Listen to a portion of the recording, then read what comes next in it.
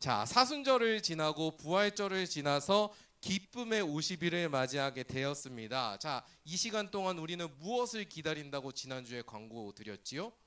뭘 기다리죠?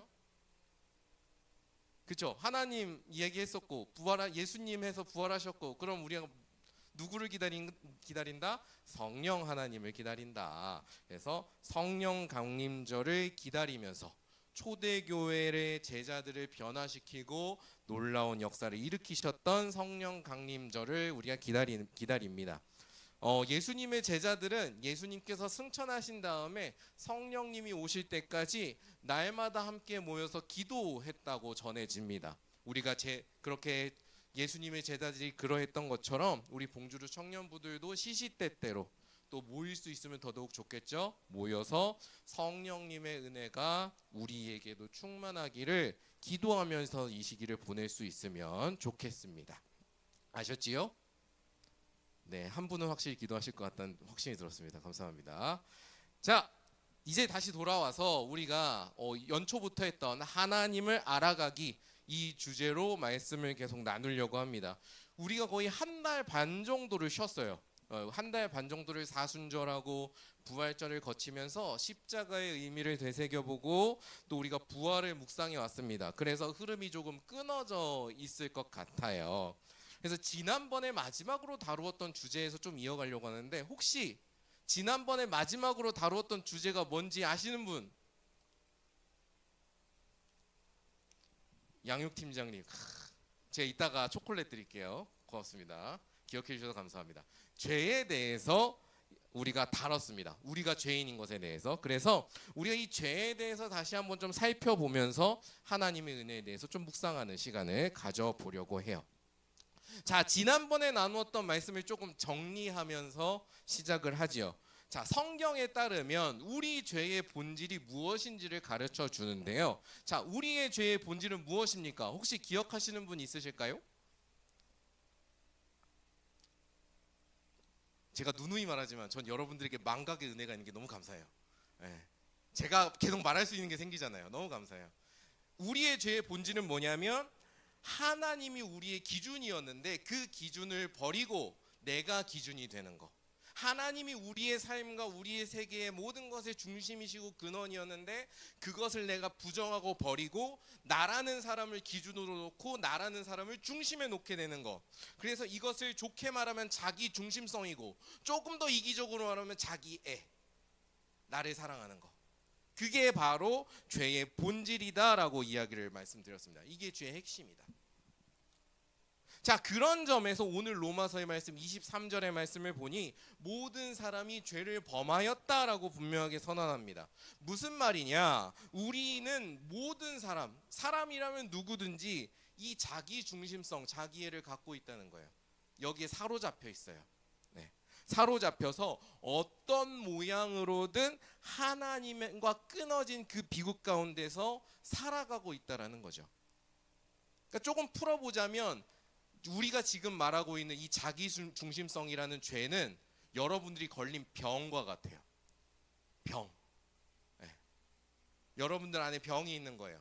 바이러스가 있는 거예요. 근데 이 바이러스가 여러분 몸에 돌면 증상이 나오겠죠. 우리가 죄인인 상태이기 때문에 나오는 증상들이 있다라는 겁니다.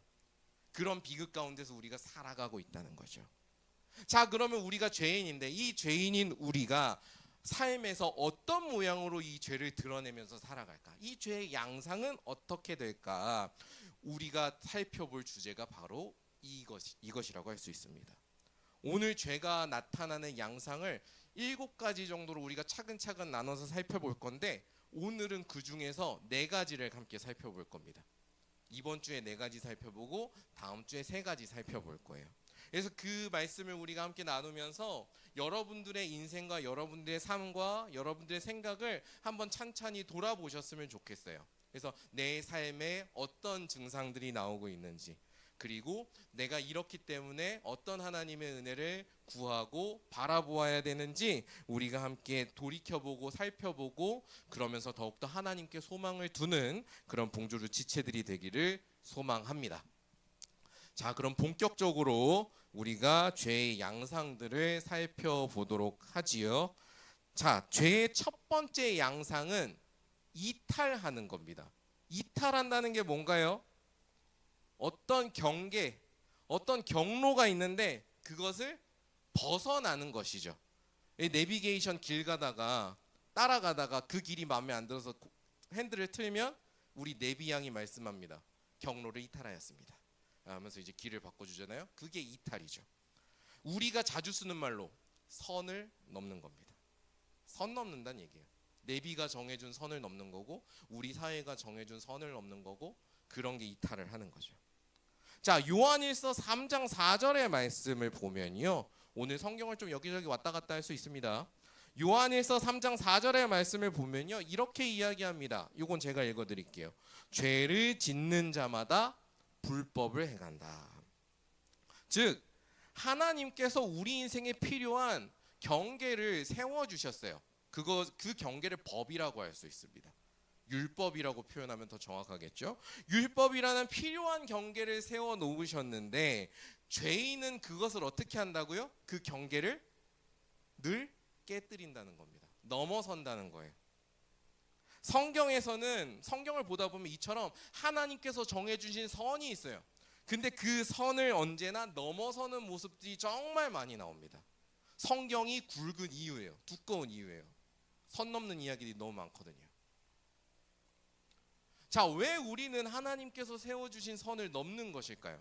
왜 넘어서려는 것일까요? 그게 바로 우리가 아까 얘기했던 자기중심성, 자기애가 가진 무시무시한 힘이라고 할 수 있습니다. 하나님이 아니라 누가 기준이라고요? 누가 기준이라고요? 내가 기준이 되니까, 내가 기준이다 보니까 하나님이 이야기해 주시는 선이 있어요. 하나님이 이야기하는 최소한의 선이 있어요. 그 경계, 그 선조차도 듣고서도 내 마음대로 그거를 해석하거나 내 마음대로 심지어 왜곡을 하거나 때때로는 이게 굳이 필요해? 라고 깨뜨리려고 하는 거죠. 내가 기준이니까. 그렇게 이 정도는 괜찮을 거야 하면서 하나님의 말씀을 넘어서는 경향성을 우리가 갖게 되는 겁니다. 우리가 잘 못 느낄 수 있지만 선을 넘는다는 것은요, 우리 삶에 되게 파괴적인 영향을 미칩니다. 여러분, 기차를 한번 생각해 봅시다. 기차는요, 정해진 선로를 달려야 됩니다. 그죠? 근데 기차가 정해진 선로를 이탈해서 달리면 어떻게 될까요? 죄송합니다. 삑사리가 났네요. 이탈하게 되면 어떻게 될까요? 그냥 꽃가닥? 기차가 전복하겠죠. 와장창 정복하면서 엄청난 인명 피해를 일어나는 대형 사건으로 이어질 겁니다. 여러분, 이 기차가 우리의 삶이라고 생각해 보십시오. 우리의 삶도 그렇지 않을까요? 선을 지키지 못하고 이탈하게 되면 큰 사고가 나지 않겠습니까? 여러분, 사람과 사람 사이를 생각해 보십시오. 사람과 사람 사이에도 하나님께서 세워주신, 아니 하나님을 조금 치워놓더라도 우리가 사회적으로 지켜야 되는 정해진 선이라는 게 있습니다. 그 선, 뭐 10계명으로 제가 비유를 하자면 부모를 공경하라가 있을 것이고, 살인하지 말라, 도둑질하지 말라, 간음하지 말아라, 그리고 남의 것을 탐하지 말아라, 거짓 증언하지 말아라, 이런 것들이 우리가 사회에서 지켜야 될 선이죠. 이거는 굳이 10계명이 아니더라도 우리가 이 사회에서 산다면 나름대로 지켜줘야 될 규칙일 수 있습니다. 자, 근데 이 선을 이탈하게 되면 어떤 일이 벌어질까요? 마치 탈선한 기차가 전복되듯이 우리의 삶을 지탱하고 있던 모든 관계들이 다 송두리째 파괴되지 않겠습니까? 파국을 맞이하지 않을까요?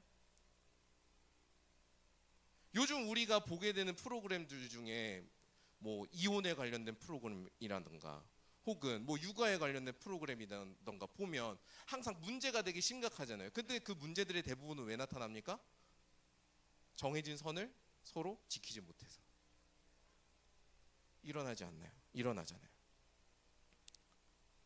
그런 프로그램들만 봐도 우리가 가야 되는 지켜야 될 나름대로의 최소한의 선을 지키지 못할 때 어떤 파국이 찾아오는지를 우리는 알 수 있죠. 그런 점에서 하나님이 정해주신 경계, 최소한의 경계입니다. 이거 최대한의 경계 아니에요. 여러분, 율법은 최대한이 아니고 최소한이라고 보면 됩니다. 악해지지 않을 수 있는 최소한. 그 최소한의 경계를 우리가 넘어서는 거, 이거는 우리가 되게 무겁게 받아들여야 될 죄의 양상이라고 할 수 있는 거죠. 우리 삶에서 하나님이 말씀하시는 것들에 대해서, 하나님이 어떻게 살아가라고 조언해 주시는 거에 대해서 어떻게 내가 생각하는지 한번 돌이켜 볼 필요가 있습니다. 자, 그 다음에 죄의 두 번째 양상. 두 번째 양상은 부정함입니다. 깨끗하지 않다는 거죠. 부정함. 자, 우리 말씀을 같이 한번 찾아보죠. 이번엔 마가복음 7장 20절을 한번 같이 찾아볼까요? 마가복음 7장 20절의 말씀.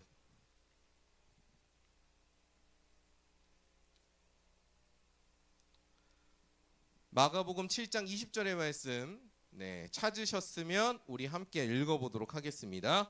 자, 20절 시작.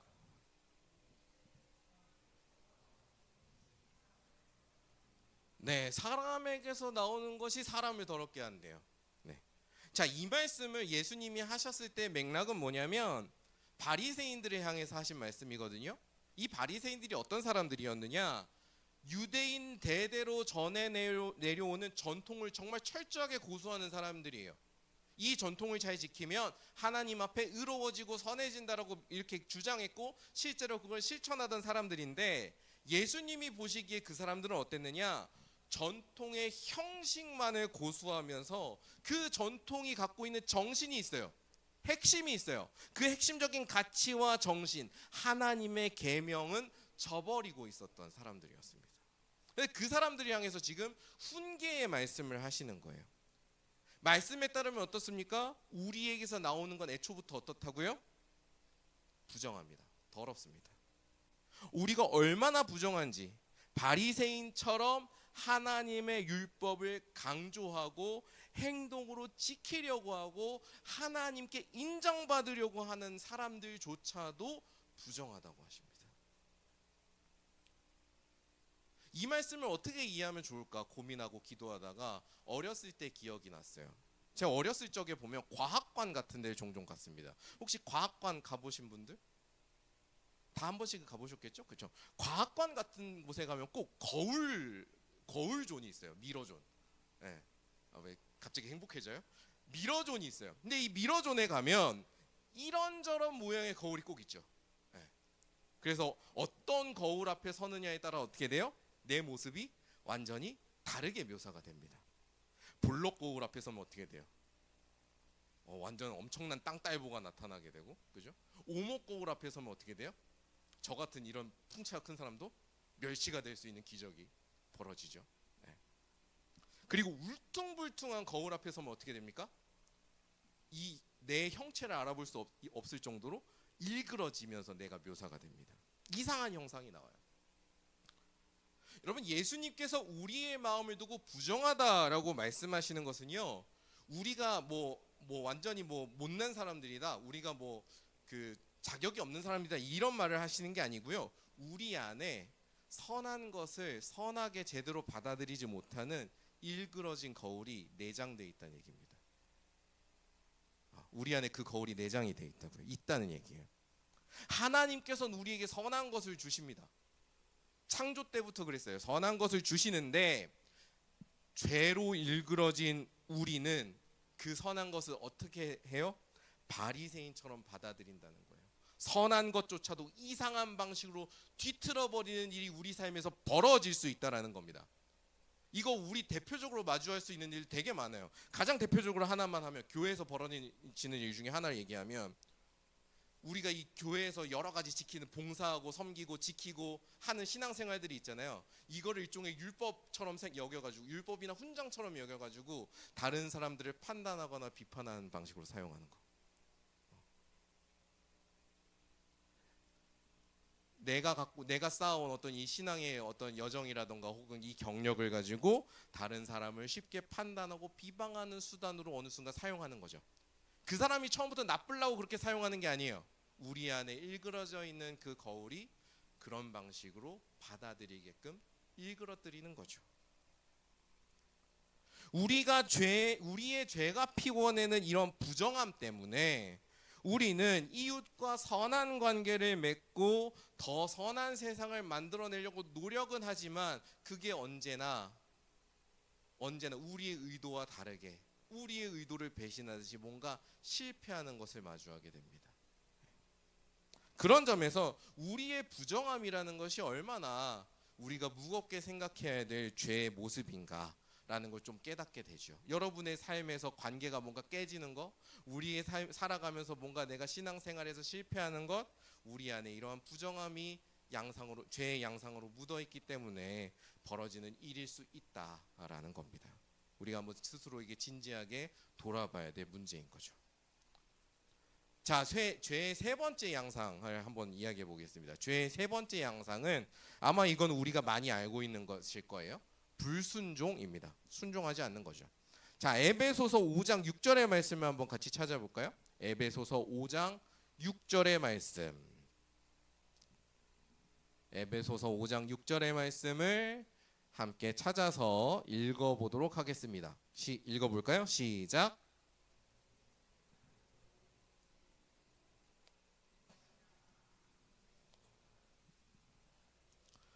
네, 말씀을 보니까 하나님께 불순종하는 사람들이 있다라고 분명하게 얘기를 하고 있습니다.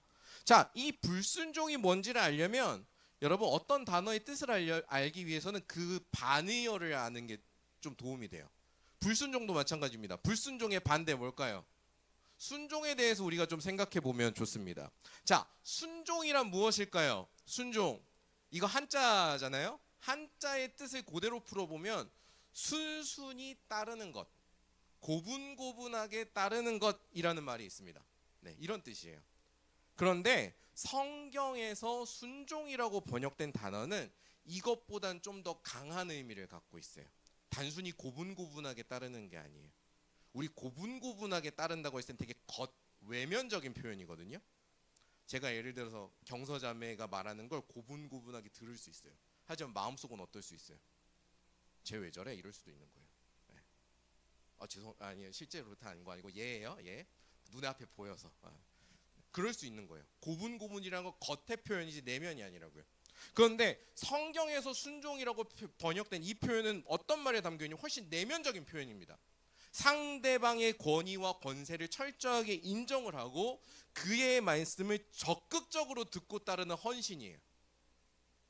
단순히 겉으로 듣는 게 아니고 내가 적극적으로 따르는 거예요. 당신의 권위에 순종을 철저하게 따르겠습니다. 당신이 말씀하는 거에 철저히 따라가겠습니다라고 헌신하는 태도입니다.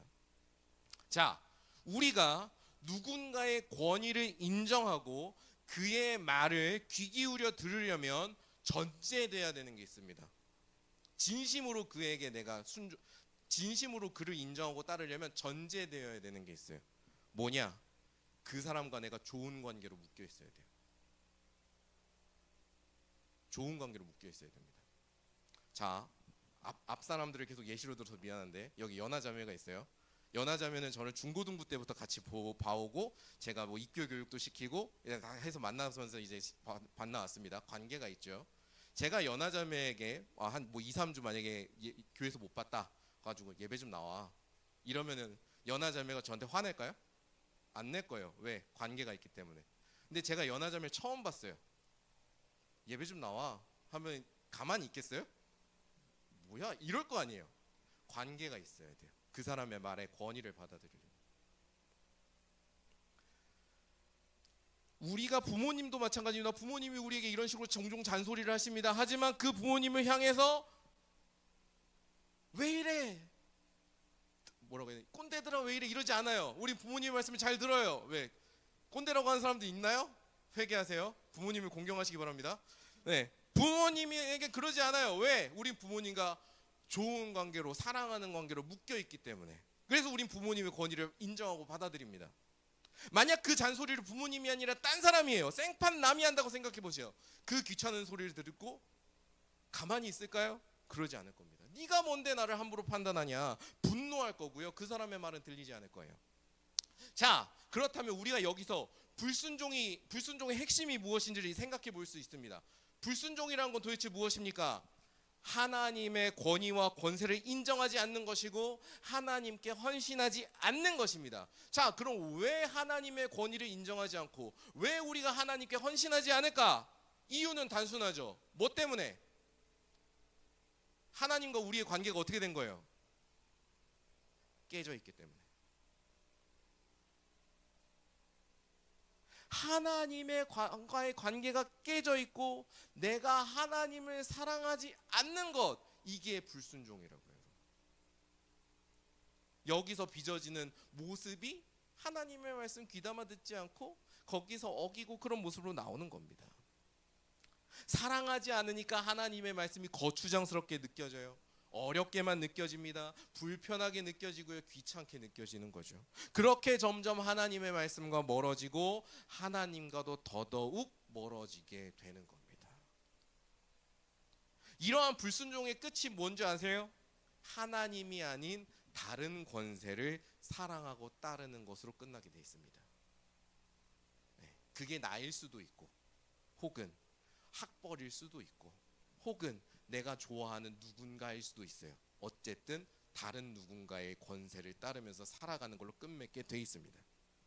그런 점에서 우리 모습 가운데 하나님에 대한 불순종의 모습이 있다. 하나님의 말씀이 귀찮아. 하나님의 말씀과 멀어지고 있어요. 이것은요, 어떻게 보면 하나님과 우리 사이에 위기가 찾아왔다는 걸 알려주는 응급신호와도 같다고 할 수 있습니다.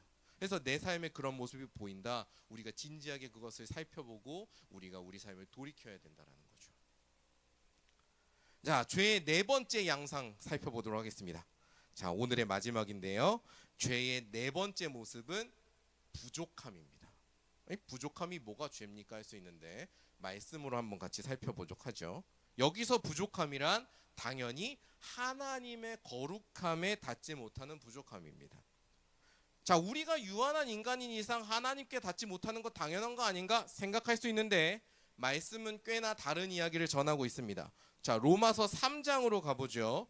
우리 오늘 본문 로마서 3장 23절의 말씀, 마지막 절의 말씀을 함께 읽어보면 좋겠습니다. 로마서 3장 23절의 말씀 함께 읽겠습니다. 시작.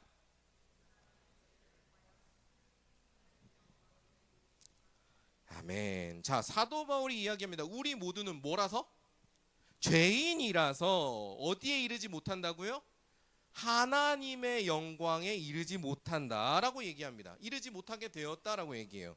무슨 뜻입니까? 자, 창세기로 좀 돌아가 봐야 돼요. 이 말씀을 이해하려면 창세기 1장에 보면 하나님께서 천지를 창조하실 때, 자, 여러분들이 얼마나 기억하는지 한번 확인해 보겠습니다. 자, 창세기에서 하나님이 천지를 창조하실 때 그 모든 것을 보시고 뭐라고 말씀하셨죠? 네, 좋았다라고 얘기를 했고, 이 좋았다라는 말은 정확하게 어떤 의미라고 말씀드렸죠? 아, 여기서 또 망각의 은혜가 여러분들 찾아왔군요. 선하다라고 말씀드렸어요. 여기서 좋았다라는 건 호불호가 아니에요. 선하냐 악하냐의 의미예요. 선하다라고 말씀하셨어요. 특별히 하나님께서 인간을 창조하실 때는 뭐라고 인간을 표현하셨죠? 누구의 형상? 하나님의 형상이라고 말씀하시면서 그에게 특별하게 사명을 주시고 그 사명에는 하나님께서 허락하신 영광도 있었고 선함이 또 있었습니다. 자, 그러니까 인간 자체가 하나님께서 특별하게 선물하신 그런 축복들로, 복들로 가득했던 거예요. 근데 죄로 인해서 어떤 일이 벌어진 겁니까? 하나님이 허락하셨던 그 영광과 선함을 우리가 잃어버리게 된 거예요. 잃어버리게 된 겁니다. 조금 더 정확하게 표현하면 하나님이 세워준 선함이 깨진 거예요. 깨져서 여기저기 흠집이 나 있는 상태. 조금 더 노골적으로 얘기하면 옛날의 그 예쁜 모습을 알아보기 힘들 정도로 깨져 있는 상태가 된 겁니다. 우리는 아직 이 틀이 있기 때문에 여전히 나름대로 선한 생각을 할 수 있어요. 선한 행동을 할 수 있습니다. 여러분 다 나름대로 선하게 사시잖아요. 힘든 사람 있으면 도와주려고 하고, 그리고 나쁜 일 안 하려고 하고, 나름대로 선하게 산단 말이에요. 우리가 나름대로 그렇게 선하고 착하게 살려고 하는 거 하나 있고, 그 다음에 세상을 보면 나보다 나쁜 놈들이 너무 많아요. 그죠? 나보다 나쁜 사람들이 너무 많은 것 같아요. 그러다 보니까 우리가 부족하다는 것에 대한 심각성을 별로 못 느껴요, 우리가. 근데 이 부족함을 생각할 때 앞에서 이야기한 탈선과 조금 같이 생각해, 탈선과까지도 같이 엮으면 우리가 죄인이다라는 자각도 잘 못하는 경우가 생기곤 합니다. 실제로 교회를 열심히 다니는데도 자기가 죄인인 거에 대해서 잘 모르고 동의하지 않는 사람들을 본 적도 있어요. 아마 이 중에도 잘 공감 못하는 사람이 있을지도 모르겠습니다. 그런데 우리가 하나님에 비해서 부족하다는 게 얼마나 심각한 문제인지 제가 또 설명하고 싶어졌어요. 여러분 어떻게 하면 이해시킬 수 있을까 고민하고 기도하다가 제가 6, 7년 전에 제가 식당에서 겪었던 일화가 떠올랐습니다. 자, 제가 6, 7년 전에 아내와, 그때는 이제 시온이도 없어요, 아내와 데이트를 하면서 칼국수와 만두를 먹으러 갔습니다. 아, 맛있죠, 그죠? 칼국수 만두, 진짜 심지어 고기 육수였어. 칼국수가 너무 맛있죠. 칼국수와 만두를 먹으러 식당에 들린 적이 있었는데 만두가 나오니까 이제 뭘 세팅해야 돼요? 간장을 세팅해야죠. 당연히 간장을 찍어 먹어야 되니까. 그래서 간장 종지를 꺼내서 간장을 부었습니다. 부었는데 뭔가 이상해요. 간장 부었는데 간장 종지에 이제 간장을 부었는데 그 간장 종지에 하얀 점 2개가 떠 있는데 얘네가 꼬물꼬물거리며 움직여. 꼬물꼬물, 진짜 아직도 그 장면 잊혀지잖아. 이 간장의 바다를 얘네들이 헤엄치더라고. 계속 꼬물꼬물. 뭐가 있었던 거예요? 구더기가, 좀 더 정확히 얘기하면 구더기가 그 간장 종지 안에 있었던 거예요. 2마리가. 2마리인지 3마리인지 모르겠어. 있었던 거예요. 자, 여러분께 묻겠습니다. 이 상황에서 여러분 어떻게 하실 거예요? 뭐 사장님 뭐죠? 일단 사장님 나오죠? 자, 여러분 이 상황에서 어떻게 하실 겁니까? 구더기가 좀 있네? 구더기 살짝 덜어내고 그 간장 먹을 거예요? 그럴 수 있는 사람 손. 그럼 내가 인정해 줄게. 당신이 죄인이라는 걸 인정 못해도 내가 인정해 줄게. 아무도 그럴 사람 없죠? 그렇게 할 사람 없어요. 최대로는 자리를 박차서 나가는 사람도 있을 것이고, 이 식당은 안 되겠다, 나가는 사람이 있을 것이고, 최소한 아까 사장님 그랬죠? 사장님 불러서 간장이랑 음식들을 새롭게 내오게 하든지 할 겁니다. 저 또한 그랬어요. 간장을 새로 다 바꿔냈습니다. 왜요? 왜 그렇게 합니까? 구더기 2마리 진짜 작거든요. 별거 아니에요. 덜어내면 안 보인단 말이에요. 근데 왜 그렇게 하는 거예요? 그 구더기가 들어있었던 것만으로도 그 간장은 어떻게 되는 거예요? 먹을 수 없는 게 되는 거예요. 부적합한 게 된다고요. 먹기엔 부족한 게 된단 말입니다. 여러분, 하나님 앞에서 우리가 부족하다는 게요, 이런 것과 같다고요. 이 간장과 같은 거예요. 우리가 선한 생각할 수 있죠. 그 간장 안에도 괜찮은 간장이 성분이 있었겠죠. 있어요. 간장 맞다고. 갑자기 너무 흥분했는데. 우리 마찬가지. 우리도 나름대로 선한 생각할 수 있고 선하게 나름대로 살 수 있어요. 하지만 우리가 아무리 선하게 살고 아무리 그렇게 노력을 해도 태초에 하나님께서 우리에게 선물해 주신 선함과 빛 때문에, 태초에 하나님께서 우리를 하나님의 형상으로 빚어주시고 우리에게 주신 사명과 더불어서 주어졌던 그 선함과 영광에 대비하면 그 선함보다 우리는 부족하고요. 아무리 우리가 거룩하게 살려고 해도, 우리가 아무리 정결하게 살려고 해도 태초에 하나님이 우리에게 빚어주신 거룩함과 정결함보다 부족하단 말입니다. 내가 사장님이 간장을 바꿔주지 않으면 그 간장을 먹을 수 없듯이 우리 부족한 우리도 내 스스로 고쳐내는 것만으로는, 내 스스로 노력하는 것만으로는 나의 이 부족함을 채울 수가 없다고요. 우리의 힘만으로 온전히 선한 열매를 맺을 수가 없단 말입니다. 그래서 누가 필요해요? 사장님이 필요하듯이 우리를 송두리째 바꿔줄, 우리에게 새로운 가능성을 부어줄 주인의 손길이 필요한 거예요. 우리의 주인, 우리를 바꿀 수 있는 분의 손길이 필요한 겁니다. 그래서 저는요, 우리 자신이 부족하다는 걸 되게 직면해야 된다고 봐요. 제대로 깨달아야 됩니다. 부족하니까 나는 정말 아무것도 할 수 없구나. 부족하니까 내가 하는 것마다 다 망하는 거고, 부족하니까 내가 할 수 있는 게 아무것도 없구나, 이렇게 가는 게 아니라요, 바닥을 쳤으니까 이제 뭐가 보여야 되는 거예요? 부족하다는 걸 깨달는 게 바닥을 치는 것과 같거든요. 영어로 표현하면 락바텀. 바닥을 쳤으니까 뭐가 보여야 돼요? 이제 뚫고 내려갈 게 없어요. 그럼 어디가 보여야 돼요? 올라갈 게 보여야 돼요. 아, 내 힘으로는 올라가는 게 아니구나. 나를 올려줄 힘이 그때 보여야 되는 겁니다. 보이는 겁니다. 그런 점에서 부족함을 깨닫는 거, 부족하다는 죄의 양상을 내가 받아들이는 것은 우리의 실체를 마주하는 것임과 동시에 우리가 하나님에 의해서 변화할 수 있고 하나님의 손길을 통해서 성장할 수 있는 시작점이라는 것을 동시에 우리가 깨달을 수 있는 거예요. 우리가 이것을 기억한다면 이 죄에 대해서 단순히 부정적으로 생각하거나 내가 밀어내는 것이 아니라 정말로 이 죄를 깨달음으로써 나를 인도해 주시고 붙드시는 하나님의 은혜와 사랑을 여러분들이 묵상할 수 있게 될 겁니다. 그런 점에서 이 부족함은 되게 더 특별한 또 우리에게 나타나는 모습이 아닌가 싶어요. 자, 이렇게 우리가 4가지 정도 우리가 우리에게서 피어나는 죄의 양상들을 살펴봤습니다. 사실 우리가 만들어내는 죄의 일부분의 모습이라고 할 수도 있을 것 같아요. 지난 말씀을 제가 드렸던 걸 기억하실지 모르겠지만 어떤 면에서 죄는요 우리에게 희망이 있다라는 것을 이야기해 주는 단어입니다. 죄라는 말은 우리가 정말로 그렇게 깨져 있습니다를 표현하는 동시에 우리에게 희망이 있습니다를 전해주는 단어라고요. 왜냐하면 우리의 실체를 마주할 때 비로소 우리는 하나님이 베푸시는 구원이 무엇인지를 이해할 수 있고 그 구원을 받아들일 수 있고 그 하나님을 더욱더 사랑할 수 있기 때문이죠. 우리가 다음 주에도 이 죄의 양상들에 대해서 한 번 더 다루는 시간을 가질 텐데요. 우리가 이번 주와 다음 주를 거쳐가면서 여러분들 우리 모두가 한번 자신의 삶을 잘 돌이켜보고 내가 하나님과 맺고 있는 관계에 대해서 한번 진지하게 돌아보는 그런 은혜가 있었으면 좋겠습니다. 조금 더 직접적으로 얘기하면 자기 객관화의 은총이 이번 주와 다음 주에 여러분들 우리 모두에게 임했으면 좋겠어요.